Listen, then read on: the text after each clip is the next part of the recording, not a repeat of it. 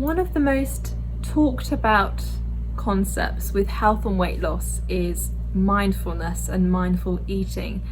And perhaps this might need a little bit more explaining.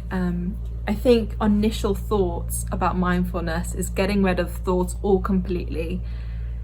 But really, when you read about mindfulness and meditation, it is actually just sitting with your thoughts without judgment and just noticing what you notice.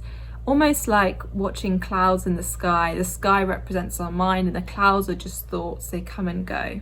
I believe we can transfer this technique to eating, and it's called mindful eating. I have a phrase I like to use when it comes to food, and it is this: I want you to imagine that it is your last meal on earth.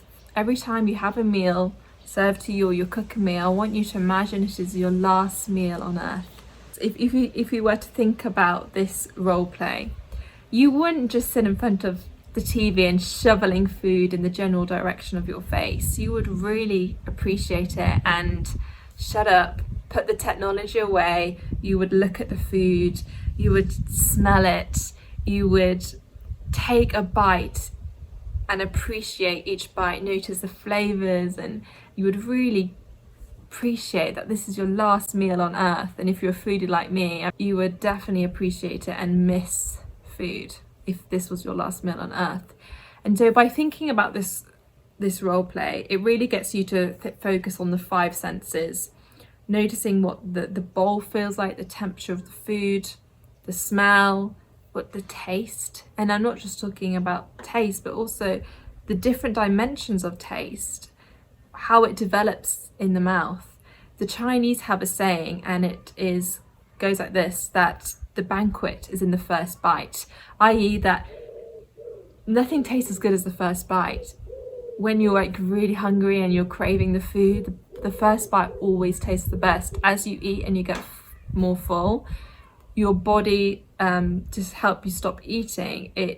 The food doesn't taste as good after 3 courses of a meal. You're stuffed, and the idea of dessert isn't so great at that point. But I don't think this concept should just be used for weight loss. I think it can also be used to help you realize that maybe you're under eating too, and this might be more rare, but sometimes we can undereat and we can end up getting really hungry later on. But I also think that this can go wider than just hunger and fullness cues. I think it can go as far as appreciating where this food has come from and the environmental impacts. For example, I had a beautiful coconut curry last night, and the shaved coconut on top of the curry. Think about that coconut has come from some exotic location and travelled all the way to the UK and onto my plate. That's pretty incredible. And I think we can really take this mindful eating concept and transfer it to a wider picture, a wider lens of why we're actually doing this. And this really needs to be a way of life, not just something you do once after watching this video. One tip which can really help is just get technology out the way. Get rid of your phones, turn off the TV, because especially with our phones, this increases cortisol in our body. We don't know who's going to text us. We look at the emails, the notifications that comes on social media. It increases cortisol in our bodies. And when we get cortisol in our bodies, it takes away the process of digestion of the food, because we're in fight or flight mode. Similarly, if you have an argument at the dinner table, you kind of lose your appetite a bit. And so really, this is a way of life of you deserve to appreciate this food and to have some time away from your phone. Yes, I don't think this is easy. This really does take a conscious awareness all the time with food, but being healthy and fit does take some work. Otherwise we wouldn't have a problem. But the results are great. And I think in real life, yes, we can't always do this. Sometimes we have to eat in a meeting or, eat on the go. But I think you need to ask yourself one question, and is this: were you doing your best at that time? In the given circumstances, were you doing your best? And if that answer was yes, then that's fine. As long as you are even doing some aspects of mindfulness and doing the best you can, that's great in my books. Now, there may be a part of you in the back of your mind that creeps and say, oh, you know, I let myself go in the past, I wasn't trying my best.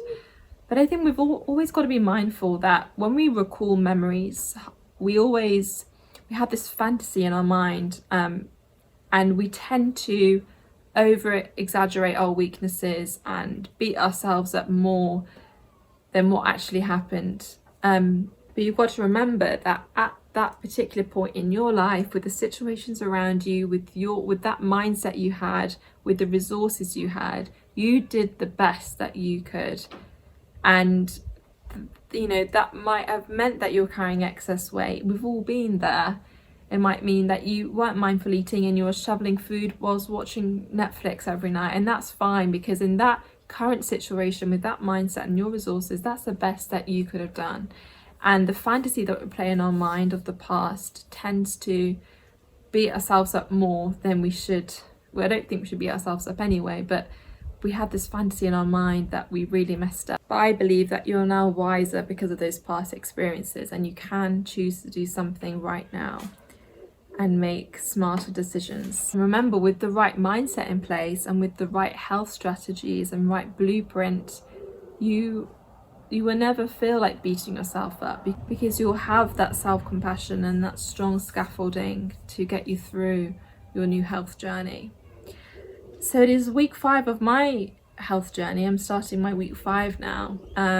I weighed myself this morning. The scales hasn't gone down since last week, which I'm totally fine with, because for me, success is doing my healthy habits and exercising daily, which is what I've been doing, and I feel a lot better. I feel visually like I've lost weight, and I've been getting that external compliments. So the number on the scale doesn't mean too much. What my plan is for this week, as the scales hasn't gone down, is to just boost my exercise a little bit, and then I'll reassess. I mean, weight loss is messy, healthy eating is messy. The graph is a bit like this, but I know that I'm going in the general direction of the slope, and it just takes some time, just takes some patience, and whatever happens, I know that my body is nourished and I'm doing the right things. Thank you so much for watching, and I'll see you in next week's video.